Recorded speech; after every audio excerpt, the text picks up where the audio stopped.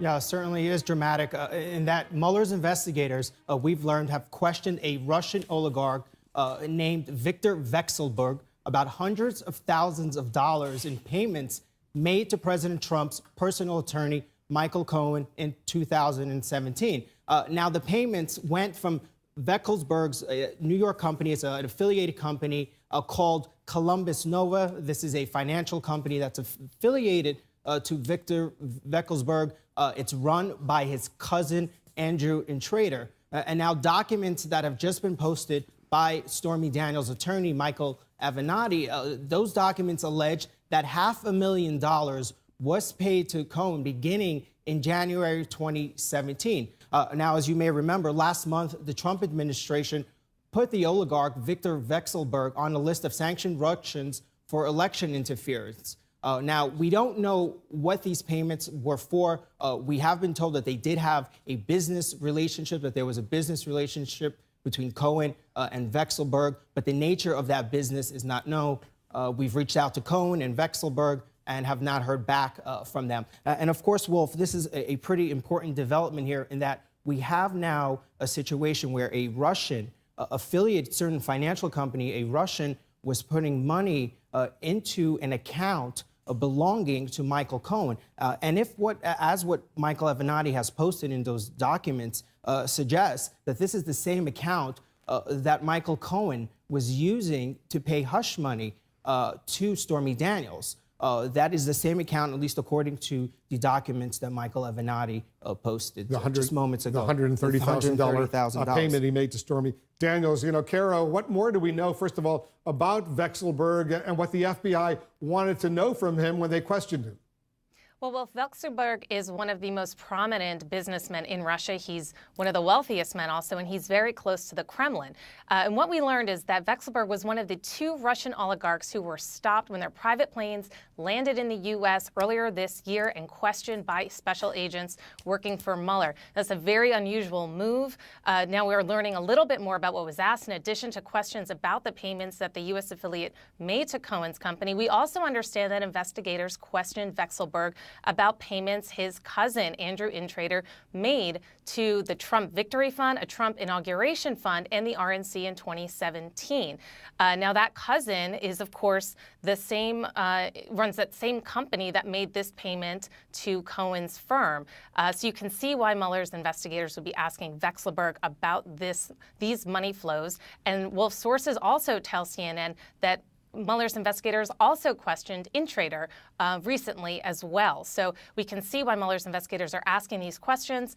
And now we're learning new developments about exactly what kind of money flows were happening and exactly how big this may have been.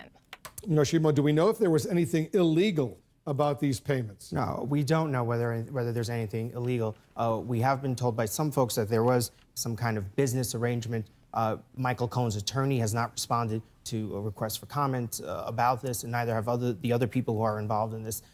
There are all sorts of suggestions here, obviously, Wolf, but none of which anyone really has corroborated or has made any suggestions to us in any way that Michael Cohen here was doing anything illegal. But however, it is important, the account that was being used to do these transactions certainly is what raised a lot of suspicion among investigators. Yeah, I'm sure that's deeply suspicious to the FBI and to the Mueller investigators. Kara, so where do things stand with the criminal investigation underway involving Michael Cohen, the criminal investigation now led by the Southern District of New York?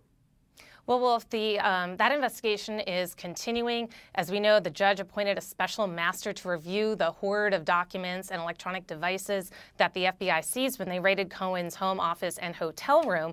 Now, the prosecutors are expected to turn over all of the information to Cohen's attorneys and that special master. They will then debate how much of it should be covered by attorney-client privilege. We may also see that some of the information about these business deals that we're talking about might come up in this case and might end up filtering into the U.S. investigation in New York, and we just don't know that yet.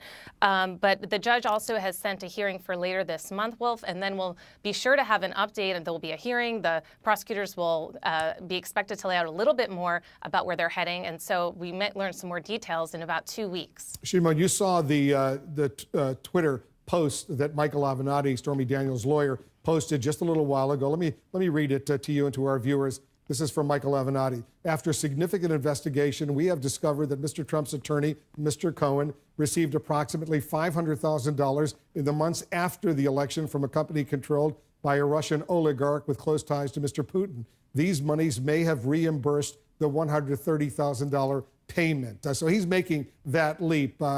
We have not made that leap. We have certainly not made any kind of leaps in terms of what was the purpose of this money. I think that's why investigators are looking at it. The issue here, central in terms of for our story, is the oligarch who was affiliated with this New York company, and that's what raised the suspicion of investigators, and that money was coming from someone who's associated with this oligarch.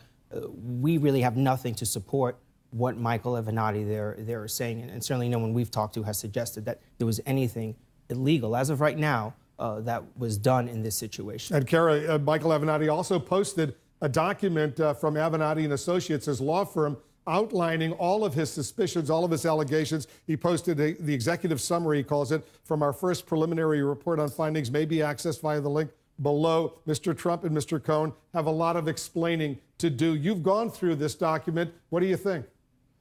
Well, if there's a lot of information in there, we have not verified any of the allegations he's made. We've reached out to a number of the companies and individuals that are referenced there to see if there is any additional detail they might shed on this and if they will confirm or deny these payments. I mean, what's interesting and important to keep in mind is Michael Cohen has said in that New York court that he's had 7 business and consulting clients since he left the Trump organization in January 2017. These might be some of these clients. There's just a lot that we don't know. And so we've got the calls out, and we'll update you when we learn a little bit more.